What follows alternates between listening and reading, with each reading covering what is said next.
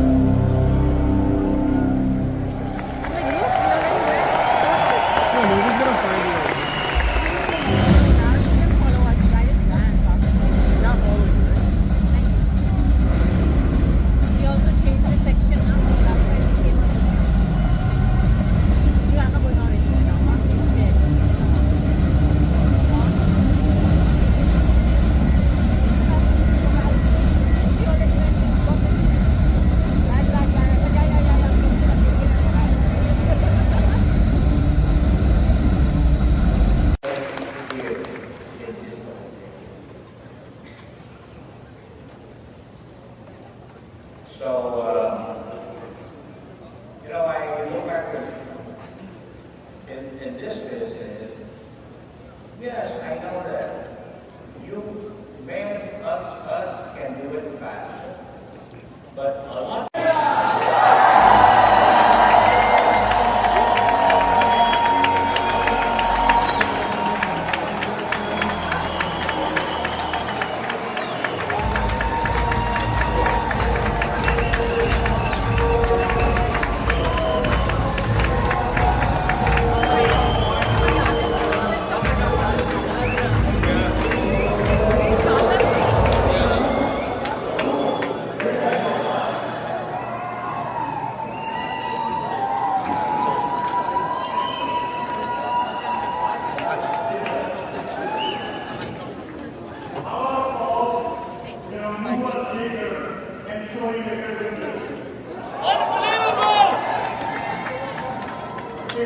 In this company, it is always unbelievable, right?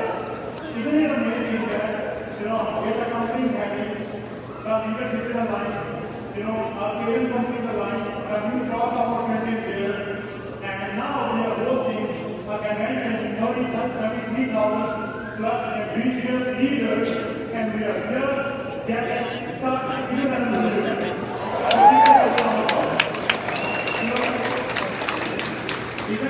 Isn't it unbelievable that somebody who's raised in a mud house with a single parent, like I was a factory worker, and was the youngest of 3 brothers, and he has given us all the blessings, and coming from there, and came to Canada, representing the students, and 10 years before, came to an event in 2014, that we wrote 202, same person who can take the first presentation by myself. I said, work for it, bank.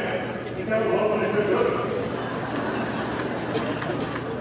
Who people, my friends used to laugh, they used to say they did, and this company did not ask my resume, they did not ask, I want to work for the Joe Kara, was that super introvert, but they did not judge me, they did not see my resume, they gave me the same opportunity that they did everyone, and for 5+ years, they also started paying us $1 million a year. And it only happened in this company. So, if I ask you, how are you doing? Say, unbelievable. How are you doing? Unbelievable. Unbelievable to be in the environment like what we have today. And this is going to change any life. I hope you are there. We need to win as an industry. As an industry together. When we are in the marketplace, we represent our clients. Very interesting for us. Then we all also represent our teams. If you win, your team win. If you win, a lot of people say, "Oh, my team did not come on the stage." You ask yourself, your leader come on the stage is because you perform or you did not perform. Right? Because when we win, our leaders win as well. Also, we need to make sure that when we are going in the marketplace, we are representing both nature. We are representing humanity. We are representing industry. We are representing, all the families we are serving. So we need to make sure we win as a company. Also, we need to win as economies. When we are getting all the setbacks, all the rejection, it's not easy. We all know it's not easy. But when we are getting all the setbacks, always remember, because we take all those no's, that is why convention like that can happen. Because we did not quit. We take all these rejections, that is why the event centers, the hotels, the underwriting company, the insurance company, the security guard out there, the restaurants, that when you take a lot of no's, that is what is helping a lot of kids to go back to university.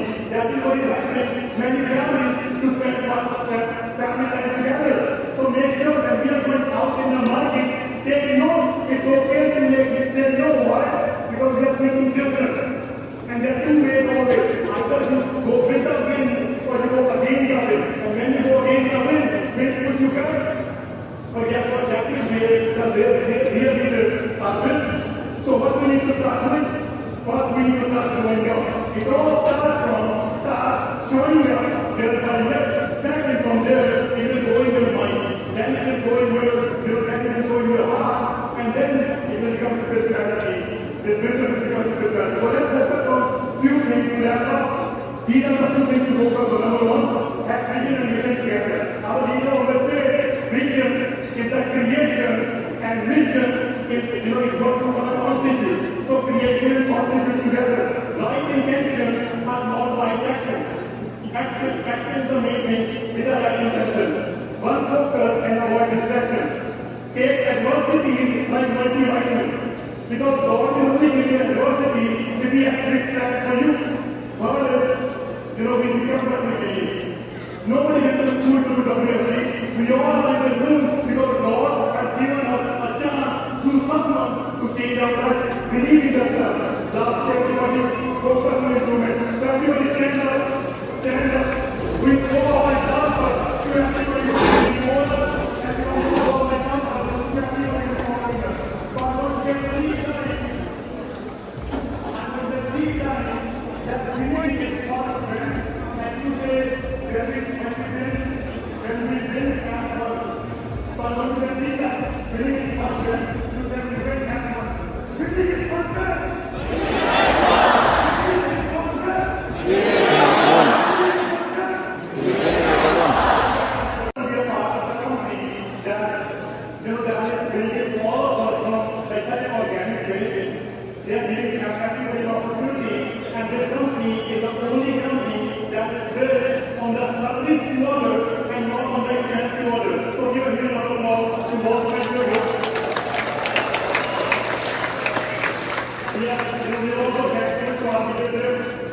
because I always believe God cannot come to us directly.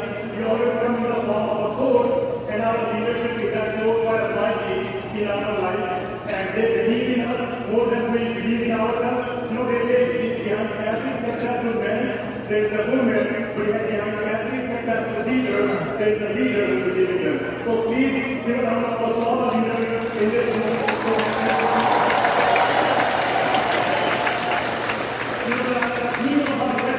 Is Win As One, and we all need to understand that none of us is as good as all of us together.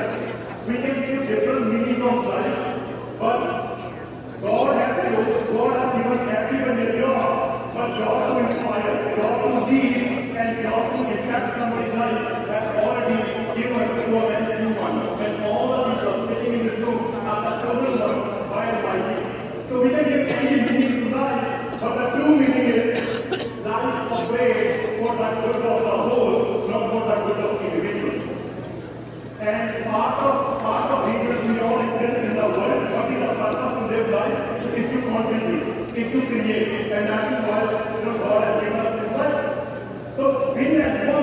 means so much, but it requires winning in few areas. Number one, winning, it requires for all of us to win for our family and ourselves. None of us have chosen our last name. Our last name has been given to us by Almighty. So what are we doing for our last name?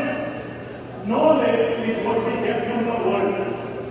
Action is what we contribute back in the world. So one thing we all need to change right after this event is massive action. Why? Because without immediate action, desire is distraction. So that is number one winning. We need to win for our family. No one else will do it for us.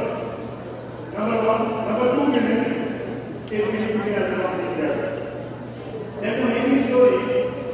Once upon a time, there was a farmer, very professional, award-winning farmer, had the best seeds, best crop, best pesticides, and he was award-winning. And somebody asked him, "What is the reason of your greater success?" And he said, "Whenever I sow my crop, I give the same seeds to my neighbors. I give the same pesticides to my neighbors." And they said, "Why do you do so?" He said, "I'm helping them to help me out."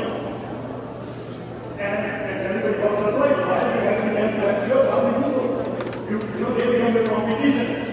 He said, "If I don't give them the right seeds and pollen flows and goes away, it will come in my crop as well.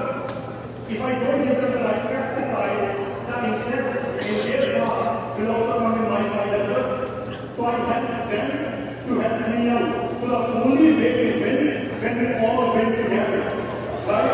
So alone we are only a God, and together we can be a huge ocean. None of us is as good as all of us together. And that is what makes it work for each other, the work for each other. So give me some applause.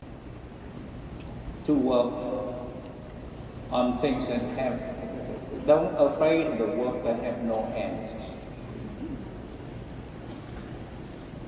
Because too many of us sometimes, because we are very goal-oriented,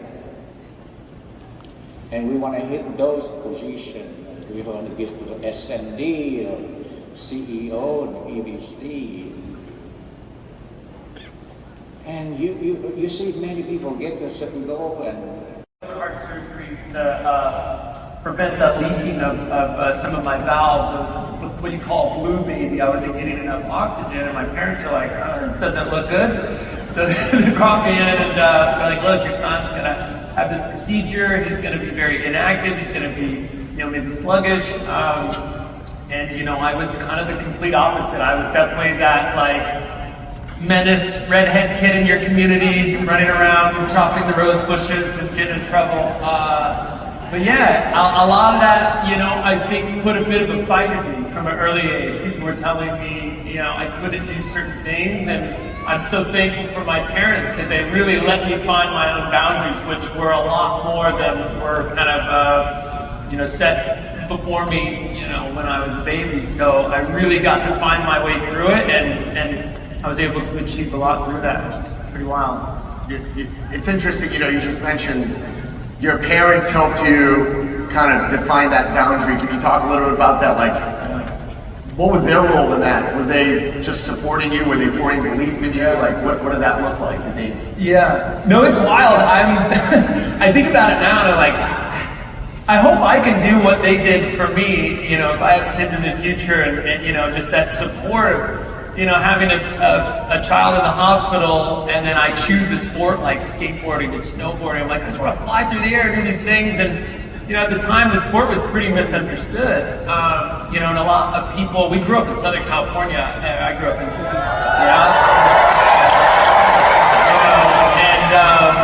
so people surfed, people played soccer. It was an active community, but people didn't really fully understand snowboarding. So as far as they were concerned, we were risking our lives every weekend. And how could you let your cardiac kid do these crazy sports and all this stuff? And so, they really believed in me and just, saw that I truly loved the sport and just kind of let me go, which was pretty crazy at the time.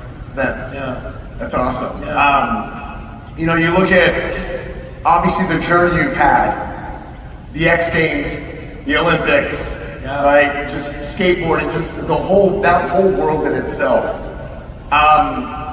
You were kind of noticed early on, Yeah. right? And like kind of, there's talent there, there's potential there. Yeah. How did that transform with time? Because many of us, the potential could be there. Yeah. But how do you turn that into like a commitment where it actually actualizes? Turns out, yeah. It turns out into a real thing, and you're living, and then you become the Shaun White that you are today. Yeah. Well, a lot of it was just right place, right time. I mean, I started skiing when I was probably 4. We took these little trips up to Big Bear Summit, the local mountains for us. And yes, it's so good. It's a fun place. And so I actually grew up riding there, and we go one trip, and my brother's like, I want to do this thing called snowboarding. And I was like, oh, he's 7 years older than me. I got to do what he's doing. So I begged my parents to put me on a snowboard. And I thought they were just doing me a service. They were actually like, thank goodness, because I wasn't allowed poles. Ninja Turtles were a big deal in my world at the time, so I would hit my siblings and people, and so they're like, he's a terror on skis. We'll put him on a snowboard, and he'll be falling all the time, and we'll keep track of him. And so obviously I figured it out pretty quickly, but that's how it all kind of started.